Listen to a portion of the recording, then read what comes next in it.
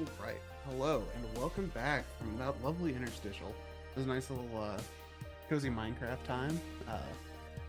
Much appreciated. Just getting to see some people hang out and get excited for the event. I hope you all are doing likewise.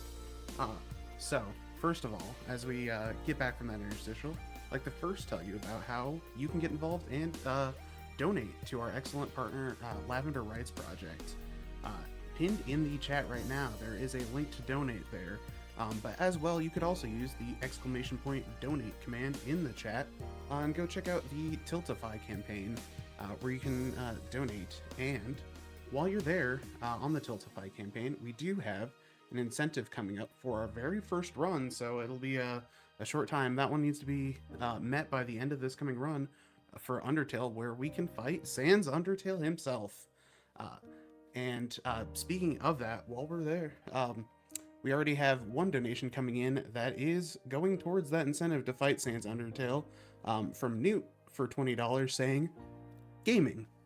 And I agree. Chat, I hope you agree that gaming.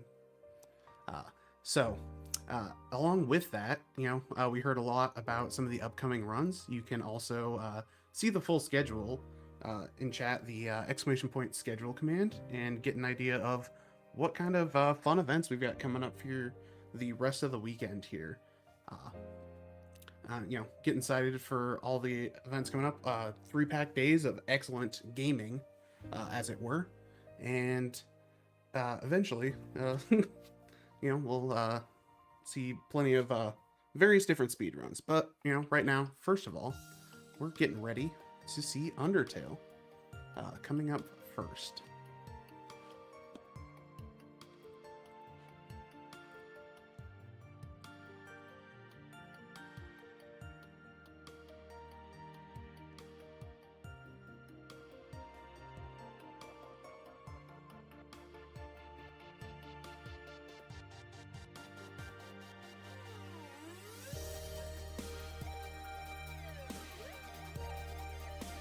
Chat, in the meantime, as we are getting ready for the Undertale run to come up here, we are here on the Binaries Breakers channel. If you're interested in becoming a Binary Breaker, you can DM the Binary Breaker account on Blue Sky or send us an email at info@binarybreakers.com to get involved in the community. I think we'll see plenty of different runs. Hopefully, you think that this is a very exciting community to potentially get involved with. The kind of overview here is that Binary Breakers is a community dedicated to showcasing and supporting members of the competitive gaming scene who are between, outside, and beyond the gender binary. We acknowledge that gender is complicated, so while this is not an exhaustive list of communities we serve, we want to take the time to expressly welcome folks from the speedrunning community who are non-binary, agender, third gender, two-spirit, trans non-binary, gender fluid, genderqueer, intersex, bigender, and polygender into our spaces. We also wish to invite folks who do not fit neatly into any particular labels around gender, as well as folks who reject gender altogether, to join our community.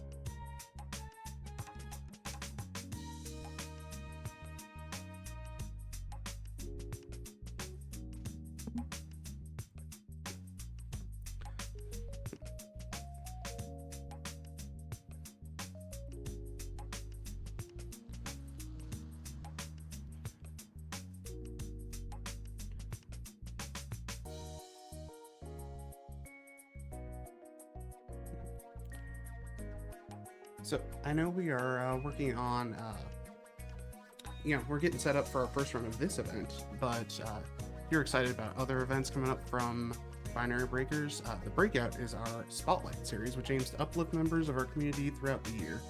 Join us in February for an afternoon of showcases and speedruns. Our spring breakout thing is magical games. Submissions are open now through January 16th. You can type breakout in chat for more info.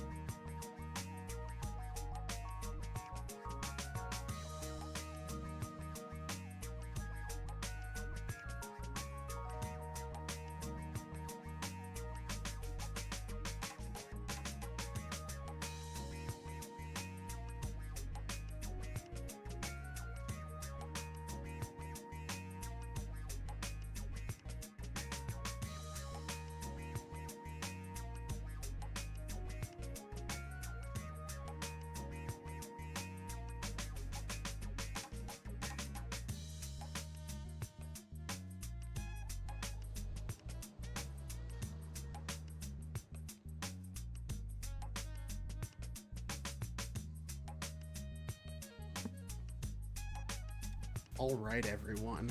Without further ado, I'm excited to intro you to our very first run of Undertale.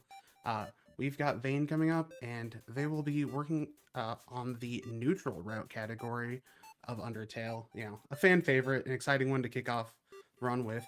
So Vaen, take it away and go ahead and introduce yourself. All right, thank you so much. Like I said, hi, I'm Vin. I have been putting a lot into this game over, I want to say, like the past half year or so. So I'm very excited to get to kick off, hope for the holidays with this run. To help me commentate, because this game is very difficult to talk while playing. Two wonderful commentators, if you'd like to introduce yourselves.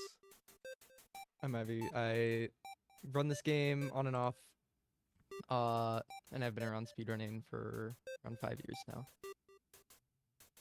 And I'm Cat Pogers. I run this game sometimes. Every once in a blue moon. Every day. Sometimes. Alright. So, we'll have a lot of time to talk through things, so I'm just gonna get into the file here. We're just gonna do HFTH. And we're gonna start on this name confirmation, and we'll be getting into it. I'll count down from 3, 2, 1, go. Alright, so if you do not know a whole lot about Undertale speedrunning, you might be surprised that this is potentially an interesting speed game. You might just like, oh, just hold right and mash, lol. But you'd be right for a decent amount of the game, unfortunately, that there is quite a bit of that. But once we get a bit later into the game, it is one of the most technically difficult and like mechanically challenging speed games I think I have ever really played among my repertoire. But it is very interesting. But for now, we do have just some Ruins gameplay, just the first area of the game, getting introduced to a bunch of mechanics and whatnot. I will talk about how this area kind of works a bit differently than the other areas in the game in regards to random encounters. Assuming good movement and good lines throughout every other area in the game, in every room you will either always get an encounter or never get an encounter, and there are still rooms like that in the Ruins, but there are some rooms where you will just randomly get an encounter or not. So a lot of RNG to kind of depend on. And I'm also there again, Ruins and Snowden area as well don't have a whole lot going on. I'm kind of I'm skipping over doing the one big glitch that Ruins does have, which is just a wrong warp that would skip us to the end of this segment. It's just really inconsistent and just not the most marathon viable strat. So just gonna be skipping over it there, but we would already be past it by now. So If you're familiar with Cannonless in 64, it does feel a lot like, I was talking with 64 runners, it feels a lot like Salt Cannonless, where some days you're hitting it every time, it's super consistent, and then other days you just keep soft locking, you can't hit it a single time, and it's a mess. yeah, it's Yeah. evil. It utilizes something called wrong warping, which we will have a lot of time to talk in detail about later on. Yeah, it's... But some days you will just be stuck there for half an hour to an hour. Just yeah, PB attempts can get a little draining sometimes because of it, but you don't have to do that. It's also a good chance to just like re-chat and chill, so it can be nice sometimes. I will point out that among these first few encounters we're going to be seeing, I want to be looking, or at least hoping for a Whimsum, because killing a Whimsum there will save a slight amount of time on a cutscene at the end of Ruins, but that's just little micro things. A lot of little micro things to look out for in Ruins, because there's not a whole lot much else you can do. yeah, it's a mess of encounter RNG. Like the first 3 rooms where you didn't get an encounter, actually. It's Yeah, I was able to. you can just skip out randomly. on some of the random encounters there, thankfully. Here, being nice to Napstablik is the fastest, so just be nice and smile.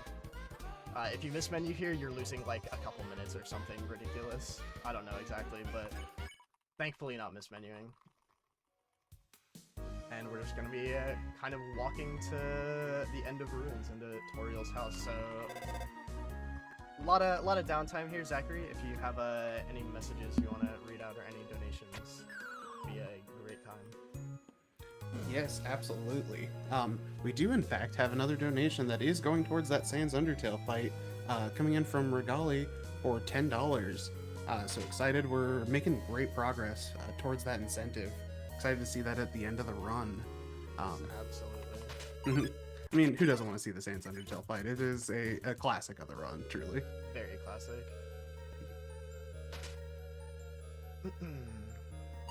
So that encounter's pretty likely to be had. Almost skipping it there. You are able, if you like get a encounter right at the end of a room, you'll like still get the battle icon, but you'll just like kind of still walk through the room, which is frame perfect. But yeah, that was the first half of Ruins. Not the worst RNG by any means, pretty decent. But we're going to be getting into kind of the second half of Ruins, which is the Toriel fight, which is more RNG. She has 2 kinds of attacks, I'd like to say. In the fight, she'll have these like fireball attacks, and then she will also have these attacks where she will throw out some hands, and if you run into these hands, it will end the turn instantly. So you want to hope for as many hands as possible. The most amount you can get RTA with specific setup is 9 hands, which we probably won't be seeing. That is very lucky. It's also, you manipulate your health so that it's, if you get down to 7 health, then you only take 1 damage each. Usually if you just keep hitting the top left hand, you just go down to 4, and then the max you can get is 6 hands.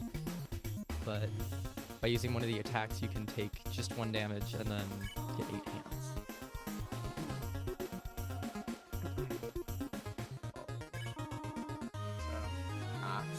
Yeah, I've only gotten a couple so far. You did get 9 hands set up though.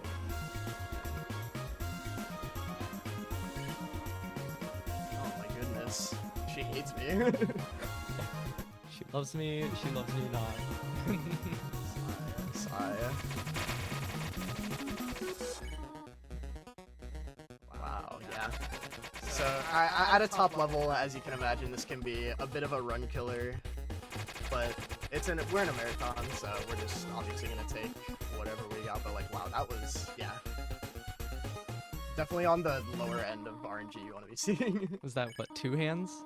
That was 2 entire hands. But generally, for most of the run, it is faster to follow the pacifist route. In fact, in neutral glitched, you kill one enemy, 2 enemies optimally. Yeah. So like I was saying, we could have gotten a Whimsun kill to save a little bit on a cutscene, and the only other kill we'll be getting will be much later in Holland.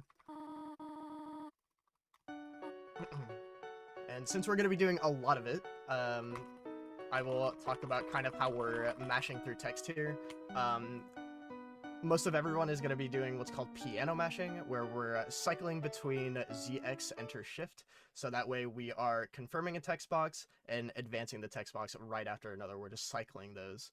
The max speed you can mash at is 15 text boxes a second. Probably going to be averaging around like anywhere from like 7 to 10, probably. Getting up to 15 is pretty difficult.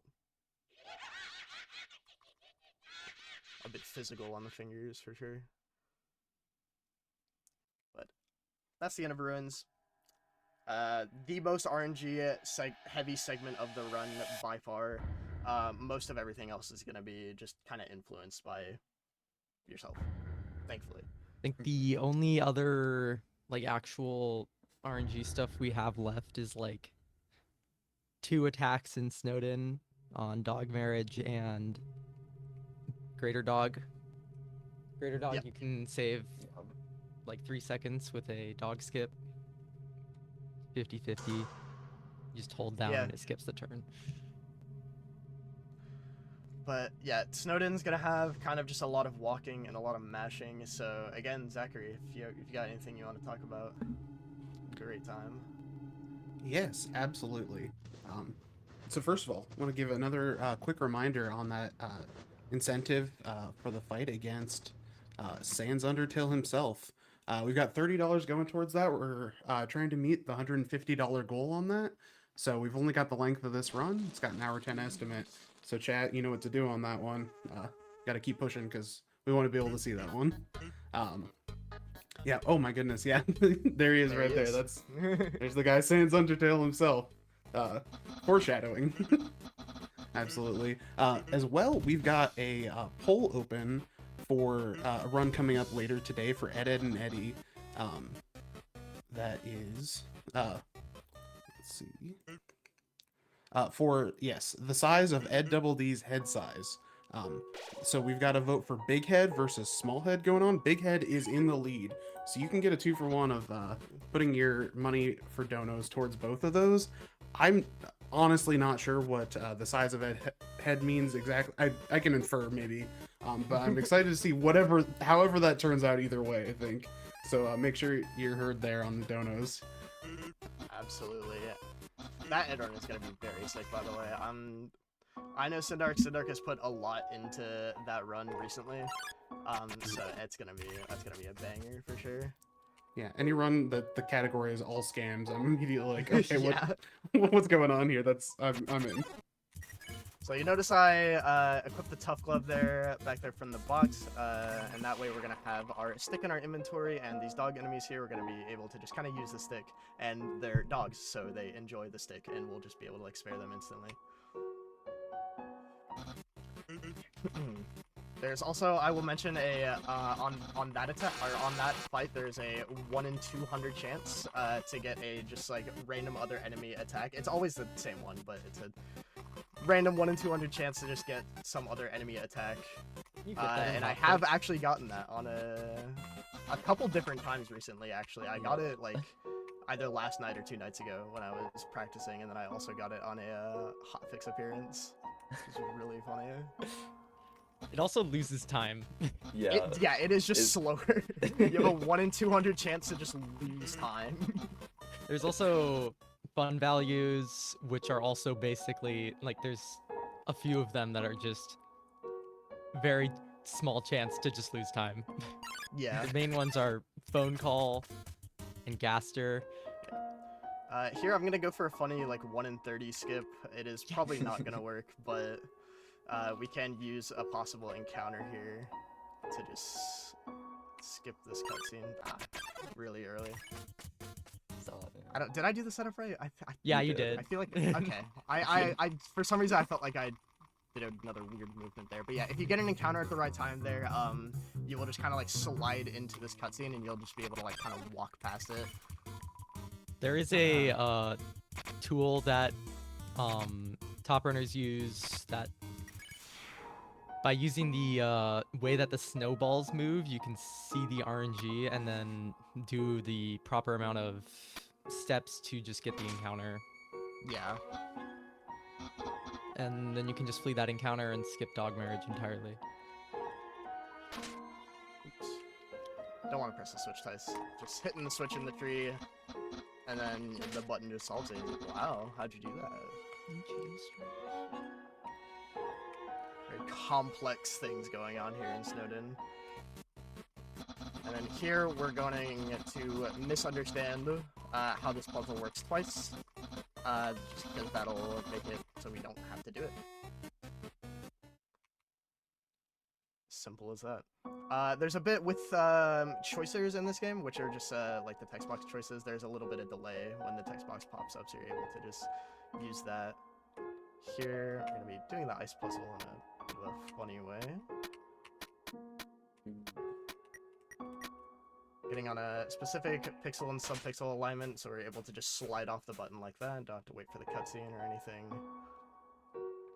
Very nicely done. And here's one of the coin flip we were talking about with Greater Dog. We want to see this dog attack at the bottom. We're just going to run into it. It's just kind of like a tutorial hand, so we can spare it instantly. This is one of the last RNG things that really matters in the run, which is nice. So, the only other ones that matter are if you do a specific setup for Mad Dummy Skip and like 1 in 1,000 gas your door. You just got unlucky. I'm so sorry. Yeah. Actually 1 in 1,000, but yeah.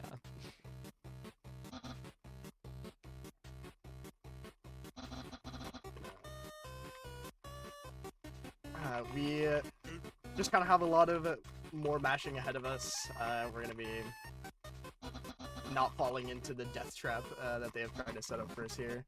We're going to be kind of walking into Snowden, and we'll have that papyrus fight.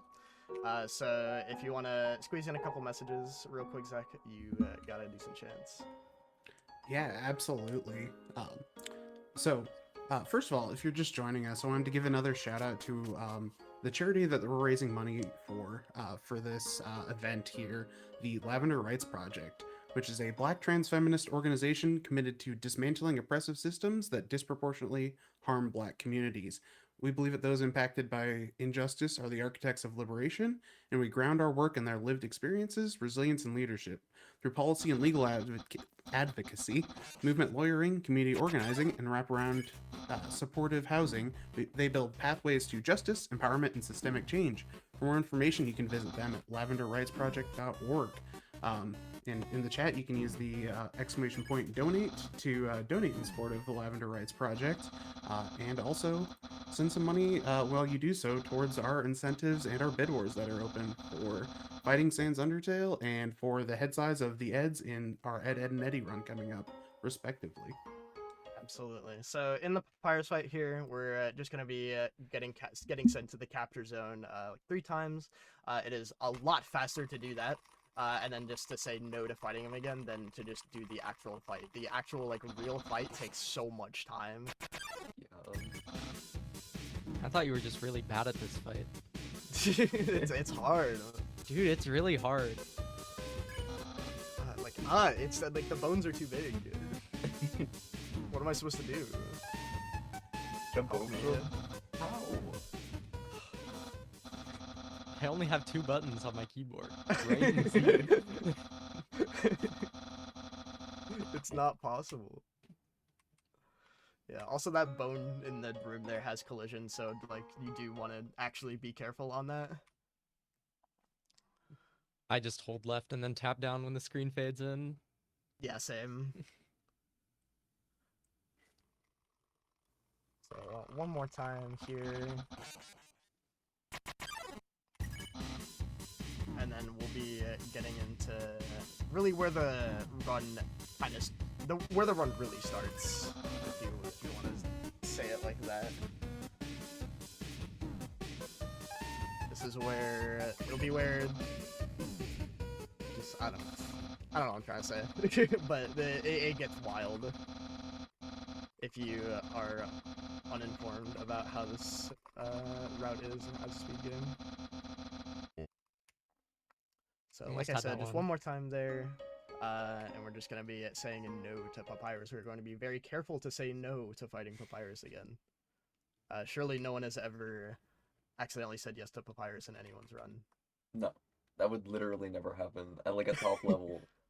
Like no one would ever like space out and just mash.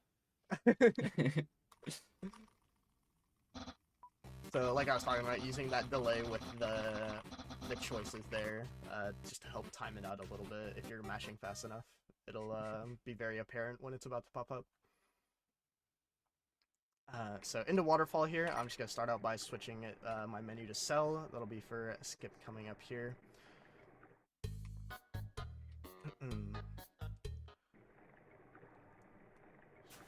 Dodge falling rock. So I'm gonna get set up on a specific pixel, and we're gonna have this cutscene play, and I'm gonna get into position, and I'm going to move into this cutscene. And because there's a little bit of time between this cutscene like fully activating, we're gonna use the cell phone and just try to skip it, just like that.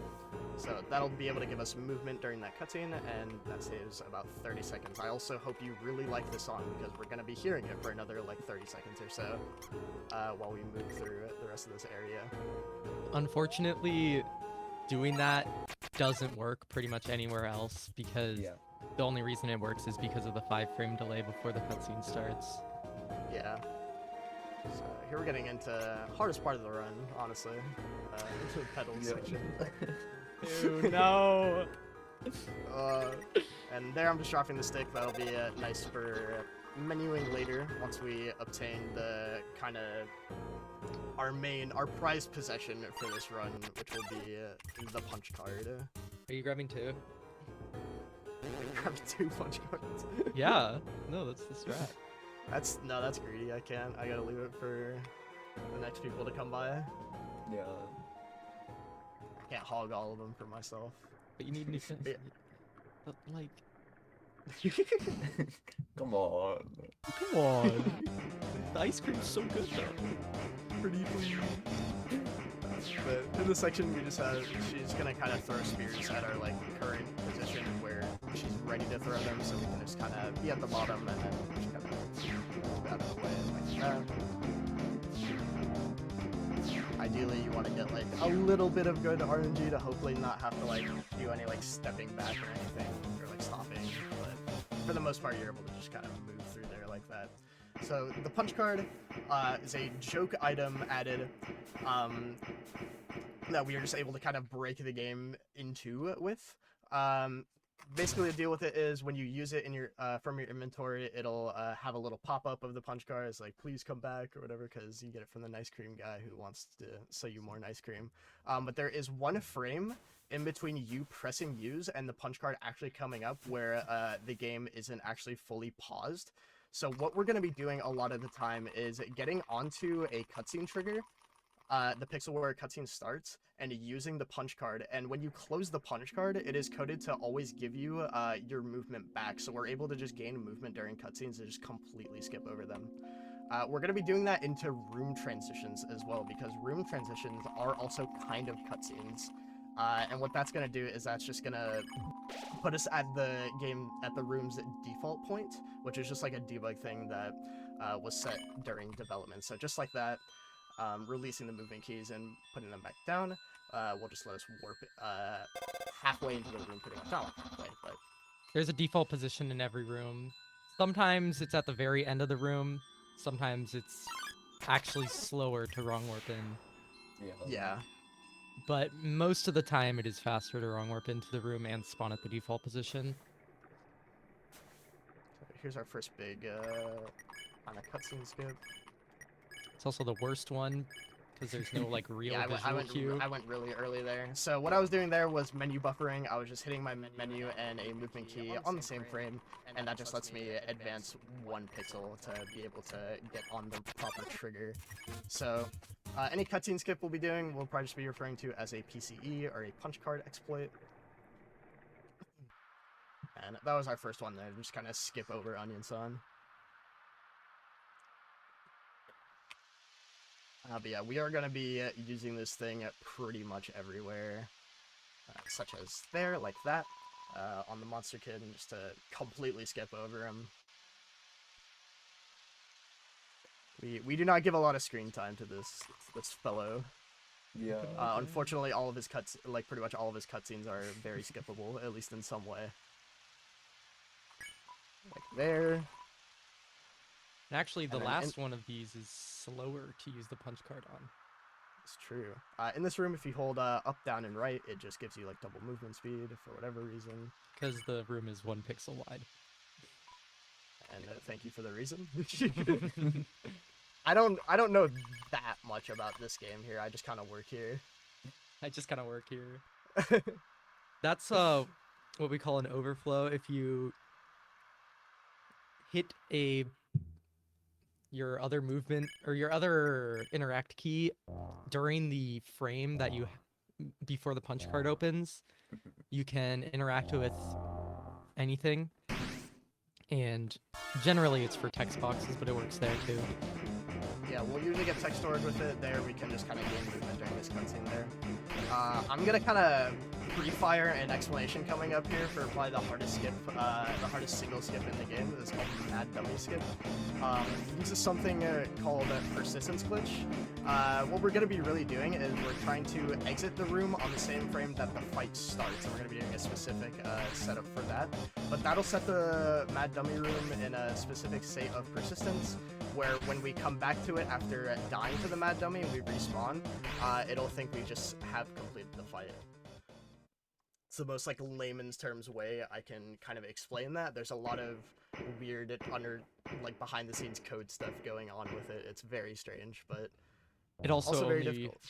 It also only works on certain versions of the game. Like it does not work on the Windows version of the game. But it does work on the Linux version of the game, which also happens to have the best input handling, and that's why we play on it. Yep.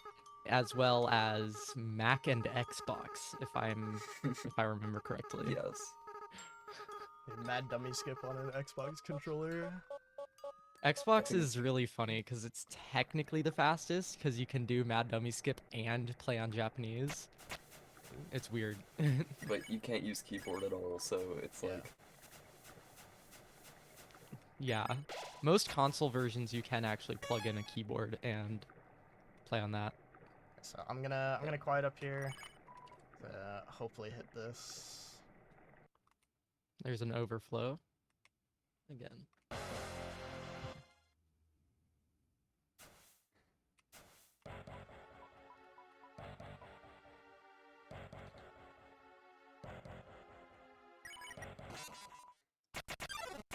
That was really early. I'm gonna have to restart the game there. I'm gonna try it one more time. That was unfortunately, so with the setup I'm using, there's a chance to get kind of we're trying to use the dropping the punch card text to clear it and be able to exit the room on the same frame. You can there's a chance to get some of the alternate text there, which does not line up properly, and you'd have to time it manually, which I tried to do, but we'll try it one more time here. This saves a lot of time, so. Saves around a minute 30, minute 40, Yep. generally, and yeah, with the punch card drop, you have an 80% chance of getting text that, if you close it on the first possible frame, then it should be just... I think that was it. That might have been a frame late. It's really hard to tell. But because it's the end of a text box, you can kind of just do the same inputs you do for an overflow, and then it basically becomes a 2-frame window. Yeah, it's a like pseudo 2-frame. So dying here, so we can hopefully respawn in the Mad Dummy room, and we'll get the upcoming absolute text after that fight, and that's how you do it.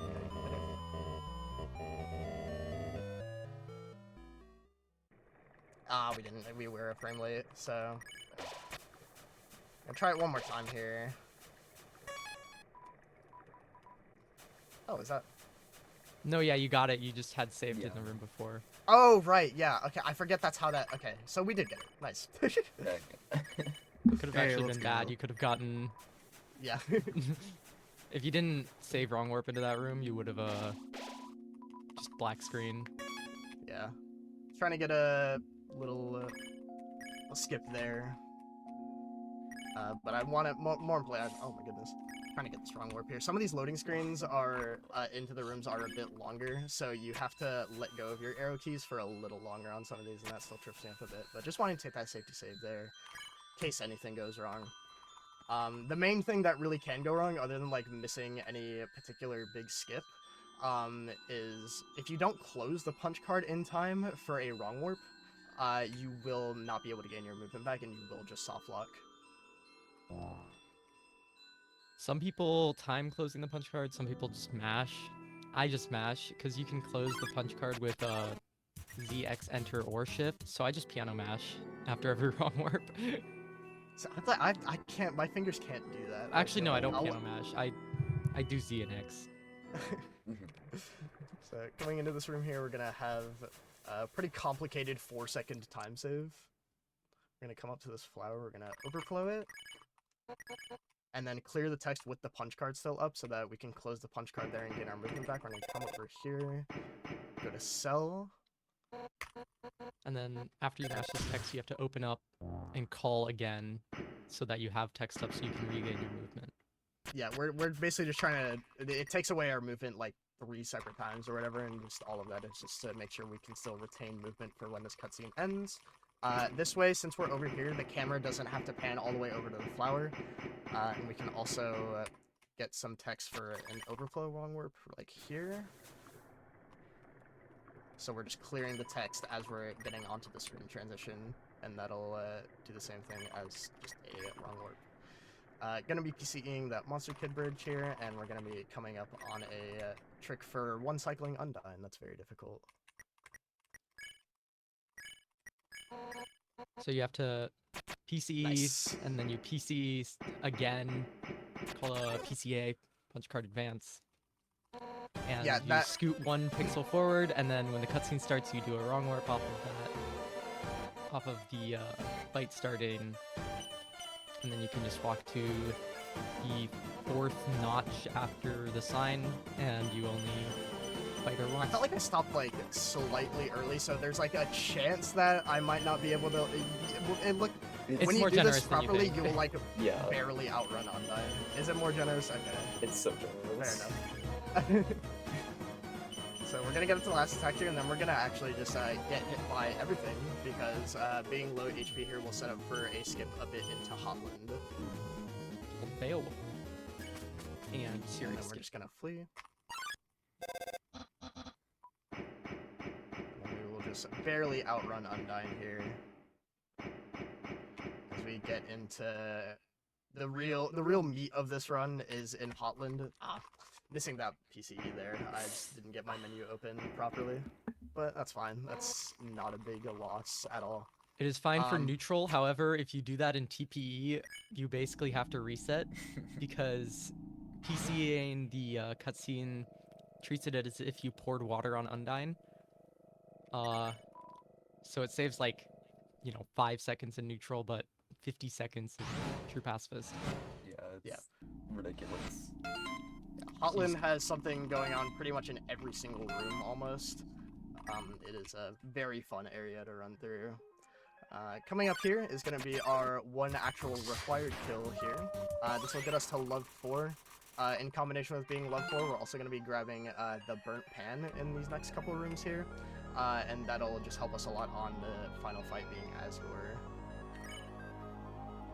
That be good. saves 1 turn over using the pie and lowering his defense. But I don't know how many love 1 without the pie is. It's probably 11 turns. Yeah, so we're pretty much PCEing like all of these vents here, since they're like kind of cutscenes. but I don't know what I'd really call them in the sense of like why we're using the punch card on them, but we're gain basically just movement. able to gain movement on top of the boost it's giving us. So we're just able to kind of go wherever with that. And then that was Beowulf skip. That was part of the low health strat there. We're able to just use the fact that Alphys disables the lasers when we're low HP to just keep the lasers off there and just walk through.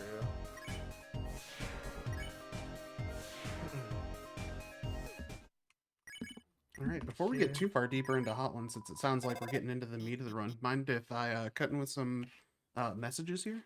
Yeah, Oh, this yeah, is real quick. perfect because every floor there's this little bit where you don't have your menu. All right. So we do have a couple donations that are going towards that Sans Undertale fight. We've got $10 from Shovel Claws, who says, "Sigh, I want to go $10 mode so bad. Oh, I want to go $10 mode so bad." And chat, if you want to go $10 mode too, you can do ! donate in the chat. Get in on going $10 mode. We additionally have $25 from Night Flyer that is also going towards that Sans Undertale fight. As a reminder, we are trying to get to $150 as our goal for that by the end of this run. So you don't have a whole lot of time left if you want to get to see that at the end of this run.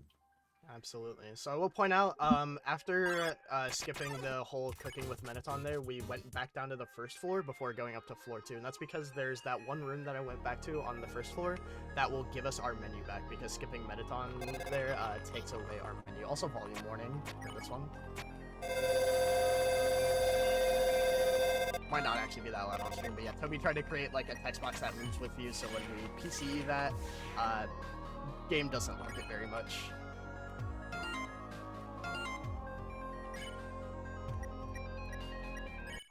And then making sure to be careful on that PCE there to skip the row of guards. And then this is why we were at 1 HP and did Beowulf, Nice. which pops up the "I can't watch this, I'm disabling the lasers" during news, allowing you to have an actual visual cue for news skip instead of just blindly PCing several times. Yeah, the alternate strat for that is just kind of counting your steps going into the room and then just kind of hoping. So again, going back down to floor 1 here, just to gain our menu back. Obviously the punch card is a little important for our efforts here, if you have not been able to tell already. No. So we're also able to safety save again, which is nice. Because if I didn't want to be saving there because I wanted to keep my HP low. Do vent flow. I'm going for it. I don't know if I'll hit it. Yeah.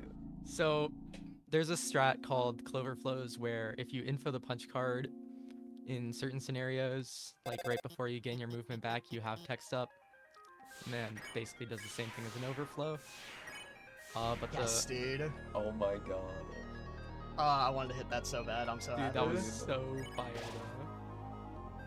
So overflowing the save point here to wrong warp into Muffet's room. That also just lets us get another safety save. And then just by punch carding there, you have text up and you can just walk through the Muffet room very quickly. You skip Muffet in basically every category Yeah. Except for low percent. except low percent, because you can't grab the spider donut and it's glitchless.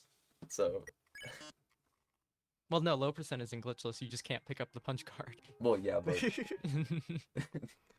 Alright, and here we have to, before we go back down and do our like song and dance of going back to floor 1 and getting our menu back, we have to set this cutscene flag here, because if we were to go too early, we wouldn't actually have access to ride all the way back up to right floor 3. So we have to do that first. I have done that one time. Never again. I think something like that would happen to me in like Geno or something. But like I feel like I'm way too locked in at this point to like in an actual run to Well, not do that. I the think thing I'd about cry. Geno is that you don't have the punch card, so you just walk right into Yeah. the door. Yeah. This is hypotheticals. Geno punch card. Just grab it.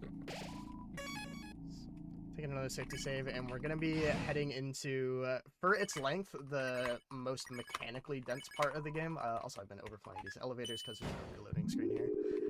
But going into core here, there's a wrong warp in pretty much every single room. A lot of really cool skips here, so I'm just gonna try to focus up and hit what I can, because it'll be really sick if I can pull a lot of this off. You wrong warp basically into every room, and there is a strat at the end after the puzzle called Snowy Core, where you actually go backwards through core, and it saves approximately 15 seconds, 10-15 seconds, depending. But it is very, very quick at a top level. Yeah. Most even practice just evolves into snowy core practice after a bit. Or just core IL practice in general. Fixing this PC, Yeah. you're gonna have to go for a backup here. I don't remember the exact pixel. Okay, it's the next one.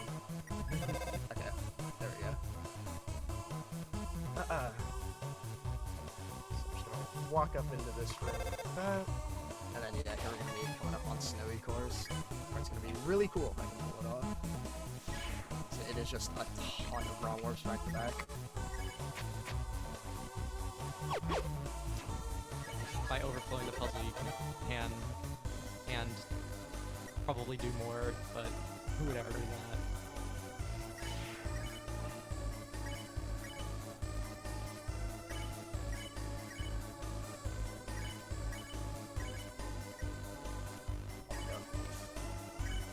Could not move one pixel there. Dude, that's the worst. And then, of course, skipping Metaton EX. And then there's a trick here called Alpha's Elevator Skip, where by mashing, it's like kind of finicky. Sometimes you have to, like, there's like multiple setups for it, but this one is the simplest. And then you can skip the elevator, of course. Alright. So that was core. Really, really cool section, a really fun area to just kind of grind out ILs in. And then That's definitely where I spend a lot of my time. And then into New Home here.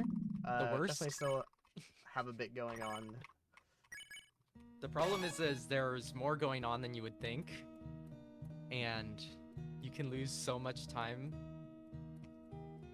But it's like, Yeah. it's really hard and really boring. Yeah, we're just gonna be, we have one skip coming up here. I'm gonna overflow this key. There's gonna be two keys we're gonna have to grab here, and then I'm going to gain movement on that cutscene, and that'll just completely skip over that one like monster tail cutscene here. Excuse me. So that's the one main thing. But we have quite a bit of time before we get into the next couple of major things. So Zachary, if you want to read out anything, how close are we to that Sans incentive? We are at $65 out of $150 for the Sans Undertale fight. Ooh, So alright. we really need to keep pushing that. We're over halfway through the run. If you want to see us fight Sans at the end of this, you really got to get those donations in. Yeah, I'd say we have about like 15 or so minutes left, I believe. All right, chat. You heard them. We've only got about 15 minutes left, so if you want to see that Sans fight at the end, we're gonna have to really get moving on that incentive. Absolutely. Which, hey, speaking of a breaking donation coming in right now from Soulmass218 saying, I am going $10 mode for, and you might be able to guess it, $10. We are now halfway through that incentive. If anyone else wants to go $10 mode, exclamation point donate in the chat or the pinned comment there to get to the Tiltify campaign. And as a reminder, not only can you donate to the Sans fight, you can also donate towards that bid war, or if we are going to go small head or big head on the Ed and Eddie run. So we kind of just have a long hallway here of just all of these monster tail encounters giving us the lore, but There's a strategy here called Mickey Gauntlet, where by punch carding and then doing a clover flow before the actual encounter starts, you have text open, and then you can close the text and move a little bit, and then open the menu and do another info, and you just chain that together throughout the entirety of this, and save about it. How much does Like 2 Cap save? seconds or something. It's not a lot RTA, Yeah. but people started doing it recently. And there's also a IL only strat in the start area that allows you to skip another encounter called GBS, and it's earned New Home the whole just a Mickey Mouse kind of reputation, if you're familiar with basketball terms or similar. Yeah. It's very funny. GBS is IL. I feel it's I don't know. It's man. random. It's random double frame perfects that you have to react to, because every encounter has different lengths that the exclamation point can come up for. And for that strat, you have to hit 2 of them frame perfectly. Yeah, with where world record is at right now, there's like not a whole lot of like notable time saves really left to like improve on. Like the record right now is really good. Shout outs to Link. Okay, here I'm gonna be taking a bit of a safety save here because we are of course gonna be skipping the Judgment Hall cutscene here because it is just a simple cutscene. And then there's Just like that. 3 back-to-back wrong warps that save a bunch of time, called Rambu Combo. I don't. It's like messed up in my brain what it's called. But yeah, It is 3 of Rambu those saves like a minute. Yeah, you're also skipping a cutscene with one of those, or like a couple at like the very end of it. So definitely very worth. And here we are going into Asgore. This is technically the hardest part of the run. We're actually going to be using the combat system in the RPG. Crazy. But with the burnt pan has 9 different attack patterns. We're going to be seeing bars that we want to hit right in the middle for critical hits.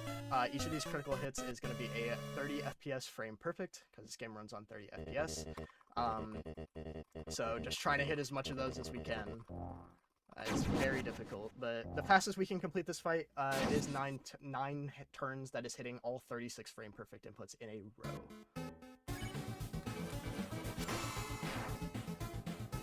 So gonna lock in a little bit, especially since I hit the first one.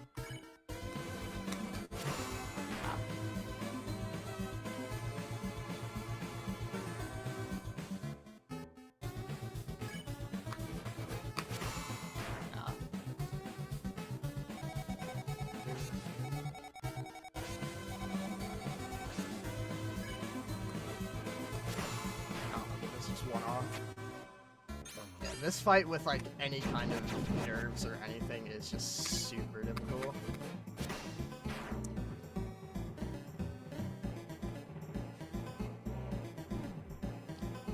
They're also pretty hard to get consistent at.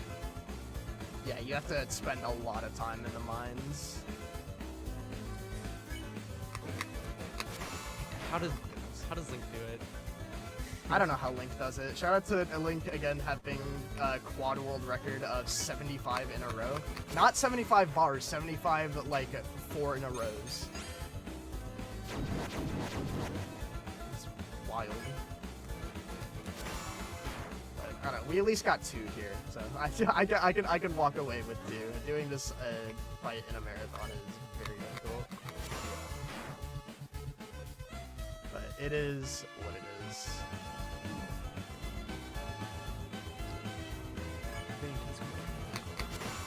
There's another one.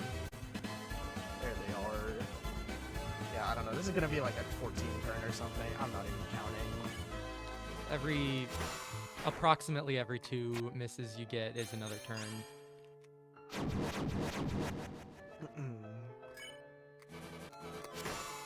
There's a couple at the end. Bang. So, not the absolute worst, but again, it's really hard to eke out a lot there in a marathon. So, we're gonna be just taking out Asgore right now, because that saves time. He's gonna die anyways. Unlucky. And then Flyway's gonna pop up and crash our game, but we are going to be, before we let him do that for us, we're gonna open another instance of the game just because that saves a little bit of time, and we're gonna be doing that a couple of different times during this final fight with Omega Flowey. So you'll Excellent. see the Between game disappear fights- for a Go second. ahead. Yeah, you'll see the game disappear for a second, but don't worry about it. All right, All between fights, mind if I hop in with a couple donations that are Yeah, go ahead. coming We've in got, real we quick? got a long cutscene here, so... Perfect. All right. So first of all, from Cece, we've got $10 saying Skella $10 going toward the Sans fight, as well as a name people might recognize, Cat Poggers, coming in with $25 going $25 mode, saying Dirt Wow. D12. Shoutouts to Dirt D. So we're at 110 out of that $150 incentive. So we're getting close, chat, but there's not a lot left in this run. Yeah, it's about like 10 or so minutes left for this fight, so not a whole lot of time. Please get those in. But yeah, this fight, for the most part, in most cases, is going to be just kind of a victory lap as long as you know what you're doing. But there are definitely some times where, say, like a minute barrier or something, or just like a goal time you want is barely there, and you have to actually lock in on doing like your proper reloads and whatnot for Flowey, and that actually makes it really scary. Because as well, any reloads we're going to be doing with our game are PC dependent. The thresholds for when you're able to actually open your game to save time kind of vary a bit.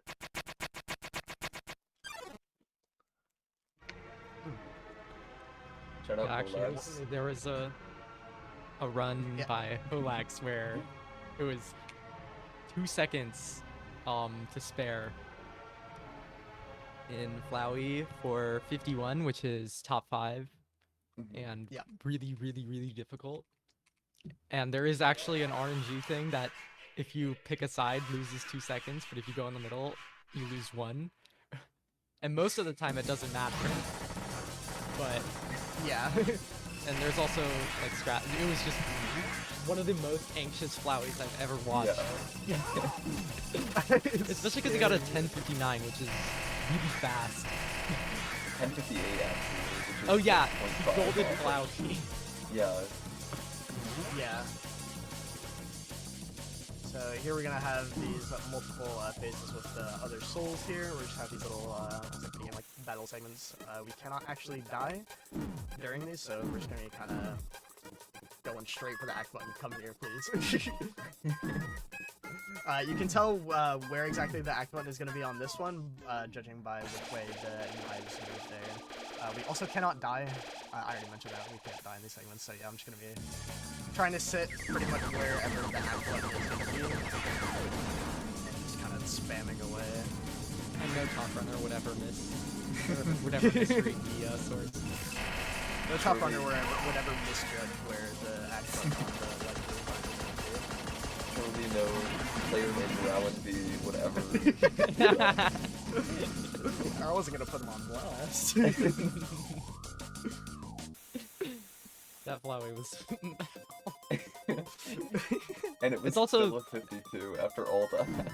Yeah, you can lose like 15 seconds just if you like make a bunch of mistakes that are not Moving too hard to around. make, but they're also not too hard to avoid.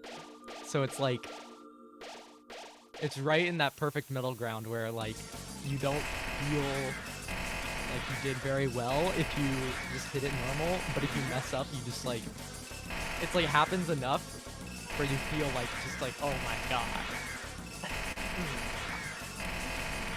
This game I find specifically, it's really easy, like, at least from, I guess, kind of a mental standpoint, for mistakes to kind of, like, snowball. Just, like, I don't know, it's just kind of one of those games.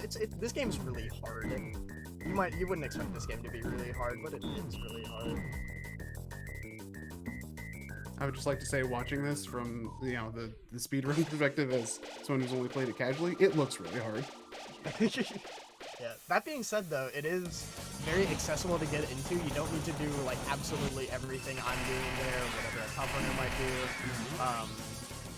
To get even something like a sub-hour or something like that. It's a very accessible speed game, I would say. There's a lot of good resources out there, a lot of good people to talk to. So if you're at all interested, I would highly recommend taking a look, joining the Discord, taking a look on SRC resources, etc., etc. It's very fun. So this is what we were talking about with the 50-50. The act button will either come out of the left or right here. I'm just gonna go for the right. Because that's the faster one. By 1 frame. By Bang. 1 second, actually. Okay.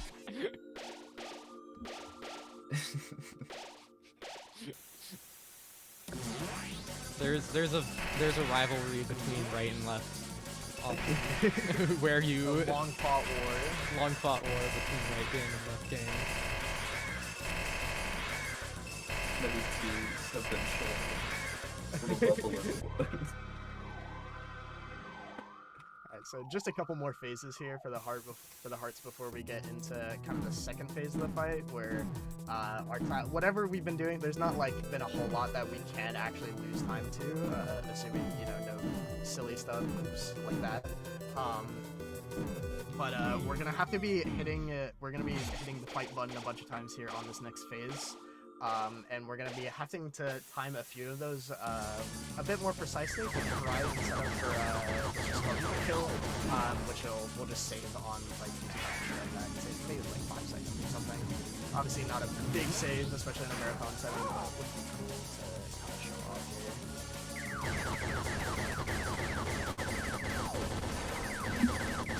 I honestly do need to practice probably. I feel like my timings for these are a little bit off.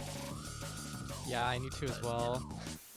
But it's like So here we're gonna be seeing the first one of the first reloads of this fight. Here we're gonna count 2, 3, 4, 5, 6, 7, 8 here. The act button's gonna pop out. We're gonna wait, and we're gonna be loading the game again. And then I'll close this other instance so that you can actually see it. And that saves having to wait out the end of that minigame, as well as the whole cutscene where the souls are coming together. And here I'm going to be trying to count my attacks to try and set up for the victory there. So that's 1, 2... by delaying one of the hits, or 3 of the hits, you get more damage on them, and it's not like too precise, but you also can mix it up relatively easily.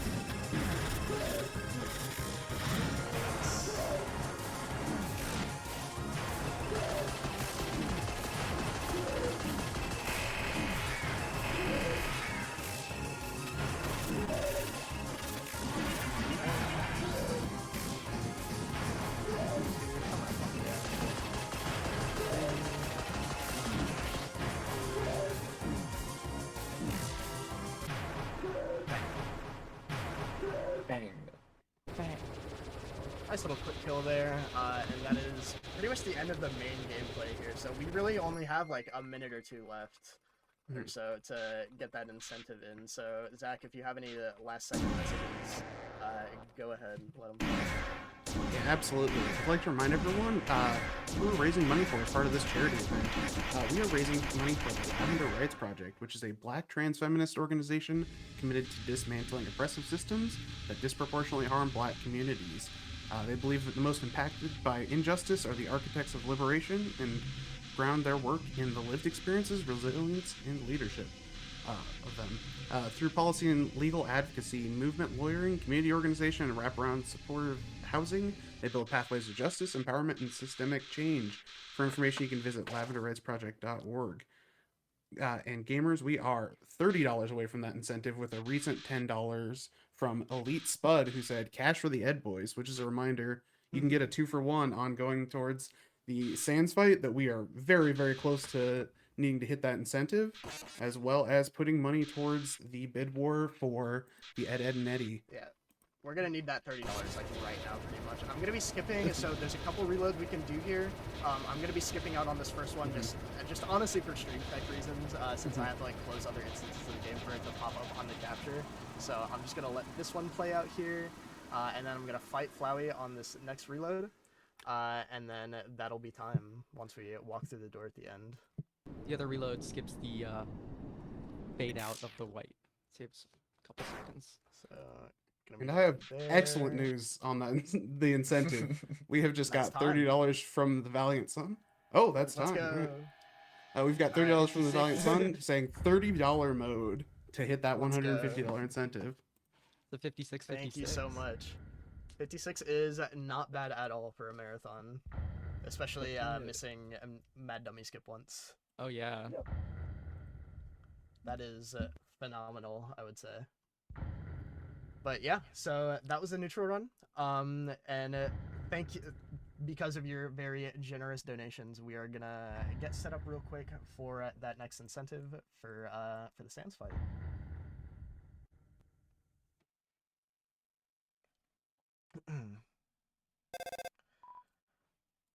So gonna have to load a save here.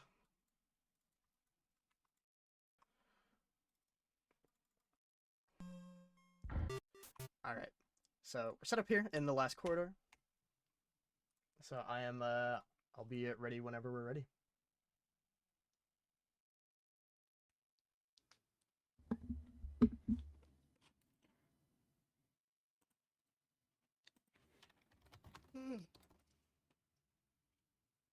I believe we are ready to go. We're just all good. All right, I'll just go into it. So Sans is the final boss of the No Mercy route of the game. Notably a pretty difficult fight here. I do have a lot of healing items with me just in case something go wrong, but I have put quite a bit of time into this fight. Not a whole lot, but you know, enough to be proficient at it, I would say. But who knows, marathon, etc. Things can go wrong. Dude, I'm so mad that the like abandoned quiche text got removed. In the beta version of the game, when you drop the quiche, a timer starts, and then after that timer ends, there's text that pops up. It's like somewhere, yeah. But so in the beta version of the game, you can use that to skip this entire fight and save 5-10 minutes. Yeah, it's a bit of a lengthy one. A lot of time. Yeah, the main gimmick with this fight, as you can see, whenever I run into these attacks, like a foolish fool, I will start taking pretty much just like poison damage. I'll just like continually take damage while being in these here, so... obviously you just want to not get hit. Don't get hit. But we'll have 2 phases here. I will probably be taking, there's a little in between there, I'll be taking that to heal. That's the one spot you can realistically only heal at if you don't want to lose a decent amount of time, because the only way you can progress the fight is just by spamming fight here. Well, the save doesn't have a relation to this one.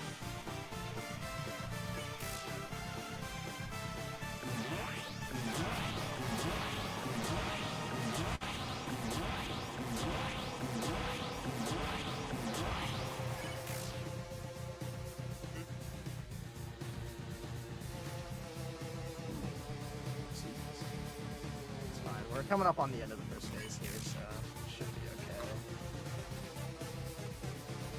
A couple more attacks. Also, if you haven't noticed, the Blue Soul mode, which we would have seen a bit more of if we actually had to do the Papyrus fight, of course, not fast to do that. It just makes our gravity in the battle box just kind of look normal, like platforming.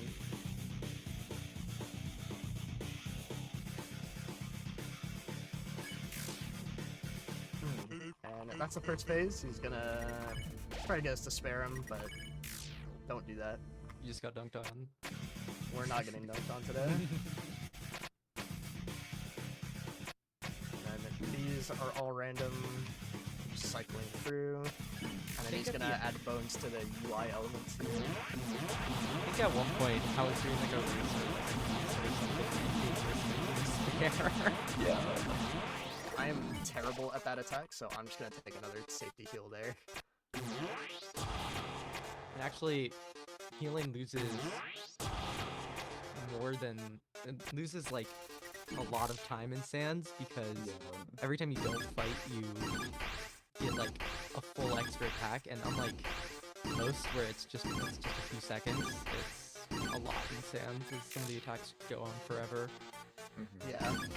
Here for these attacks where he's just kind of throwing us against the wall, we can't actually just hold all the arrow keys and kind of cheese it. Because it'll just instantly jump. It's very nice for moves that have that. Yeah, you just get like a second to breathe. Because while this fight might still be like, you know, like formulaic to get down, it can still absolutely go wrong if you're not careful. So anytime to really calm the nerves, if you happen to hit the lottery on a genocide run, 103 choked to Sand stab. is very nice. It's a very, almost entirely luck-based category. It's similar to like blackjack where there is a lot of skill, but if you get bad cards, you get bad cards, and there's nothing you can do.